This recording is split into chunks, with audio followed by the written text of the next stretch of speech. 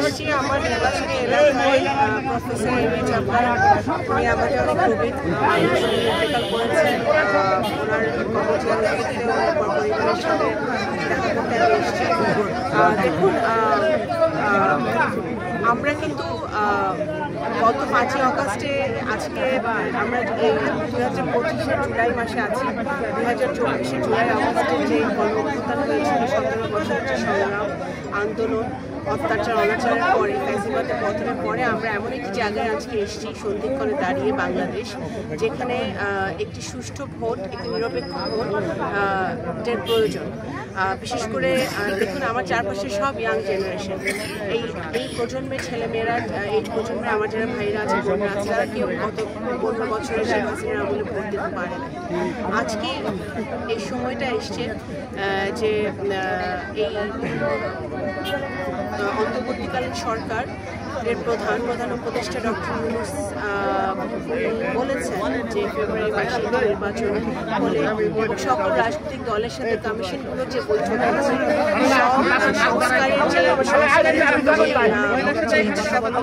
পয়েন্টগুলোতে প্রত্যেকটি রাজনৈতিক দল একমত হয়েছে, সেই সব পয়েন্টগুলো অতি দ্রুত বাস্তবায়ন করে নির্বাচনের দিকে যাওয়াটাই বাংলাদেশের জন্য, বাংলাদেশের জনগণের জন্য সুখকর হবে এবং এটা বাঞ্ছনীয় হবে।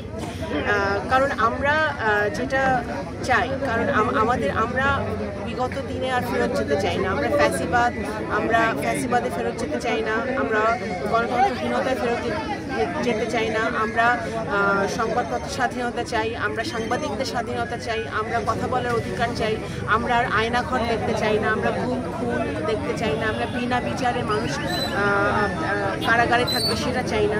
সেইগুলো যদি বাস্তবায়ন করতে হয় তাহলে সবচেয়ে বড় কথা হচ্ছে বিচার বিভাগের স্বাধীনতা আনতে হবে, নির্বাচন কমিশন স্বাধীন করতে হবে, শক্তিশালী করতে হবে, সব গণতান্ত্রিক প্রতিষ্ঠান যেগুলো আওয়ামী লীগের আমলে ধ্বংস হয়েছে সেগুলো আবার প্রতিষ্ঠিত করতে হবে। সেগুলো করতে হলে আমাদের ছাত্র জনতারা এই ঠিক 1 বছর আগে যে প্রাণ দিয়েছে, রক্ত ছড়িয়েছে, বিএনপির হাজার হাজার নেতাকর্মীরা যে রক্ত দিয়েছে, গুম হয়েছে, খুন হয়েছে, সেগুলো তখনই এই রক্ত ছড়া, এই রক্তের প্রতিদান আমরা তখন দিতে পারবো যখন বাংলাদেশ সে 71-এর যে চেতনা ছিল যে একটি অর্থনৈতিক মুক্তি, একটি স্বাধীন সার্বভৌম দেশ এবং গণতান্ত্রিক পথে আমরা চলবো, সেটাই যখন আমরা বাস্তবায়ন করতে পারবো ঠিক তখনই কিন্তু আমাদের এই যে আমরা প্রাণ হারিয়েছি, শহীদ হয়েছে, এই শহীদরা যে প্রাণ দিয়েছে এটা একটা বাস্তবিক অর্থে আমরা একটা সফলতার দিকে আমরা যেতে পারবো। তো সেই কারণে আমি মনে করি আমি এটা ইতিবাচক হিসেবে দেখি যে প্রধান উপদেষ্টার যে বলেছেন ফেব্রুয়ারি মাসে নির্বাচন হবে এবং সংস্কার যেগুলো বিএনপির দিক থেকে অত্যন্ত পরিষ্কারভাবে আমরা বারবারই বলে আসছি যে সকল পয়েন্টে আমরা একমত হচ্ছেন রাজনৈতিক দল, সেগুলো যেমন পিআর পদ্ধতি আছে, বিভিন্ন কয়েকটি বেশিরভাগ পয়েন্টে কিন্তু আমরা দেশের স্বার্থে, দেশের গণতন্ত্রের স্বার্থে আমরা একমত হয়েছি। বাংলাদেশকে একটি নতুন বাংলাদেশ হিসেবে যদি আমরা দেখতে চাই, আমি খুবই পরিষ্কারভাবে বলতে চাই যে বিগত দিনের রাজনীতি থেকে বেরিয়ে এসে একটি নতুন রাজনীতি বিএনপি করতে চায়। বাংলাদেশের নতুন প্রজন্মের, ভবিষ্যৎ প্রজন্মের জন্য একটি নতুন রাজনীতি, নতুন বাংলাদেশ বিএনপি উপহার দিতে চায়। সেটা যদি করতে হয় আমাদের 31 দফার আলোকে এবং প্রত্যেকটি রাজনৈতিক দল যে একমত হয়েছে সেই পয়েন্টগুলো আমরা নিয়ে সংস্কার করে, যেসব পয়েন্টগুলো আমরা একমত হইনি সেসব পয়েন্টগুলো আমাদের প্রত্যেকটি রাজনৈতিক দল ইশতেহারে থাকবে, সেই ইশতেহার নিয়ে জনগণের কাছে যাবে। জনগণ যদি গ্রহণ করে তাহলে সেই প্রেক্ষিতে তারা পার্লামেন্টে আসবে। সুতরাং সেই তাদের আদর্শ নিয়ে, তাদের নীতিগুলো নিয়ে, তাদের পয়েন্টগুলো নিয়ে, যার পয়েন্টগুলো নিয়ে জনগণের কাছে যেতে হবে। এটাই বাস্তবতা নিরিখে, এটাই আমাদের এই বাস্তবতা করা উচিত বলে আমি মনে করি। আরেকটা প্রশ্ন আছে, তো এই রাস্তাটা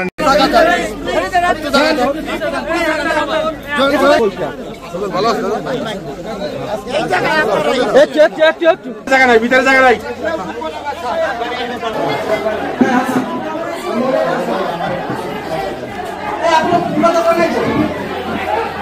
যাও ভিতরে নিয়ে যাও।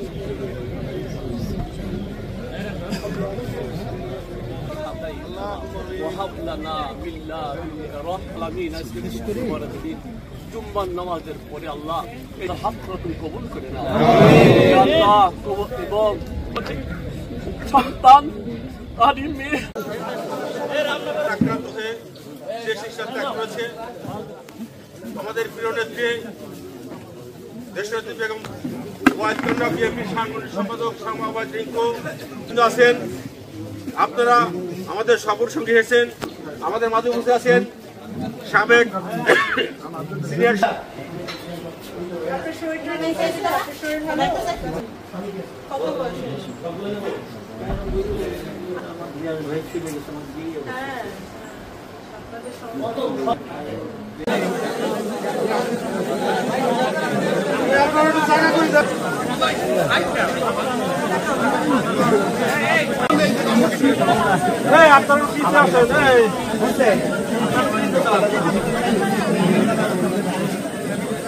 থাকবেন এই কথা বলে আমি আমার বক্তব্য শেষ করছি। ঠিক আছে, চিন্তা করো না। For more updates, follow us on Facebook, subscribe our YouTube channel, get the latest update on www.daily-sun.com.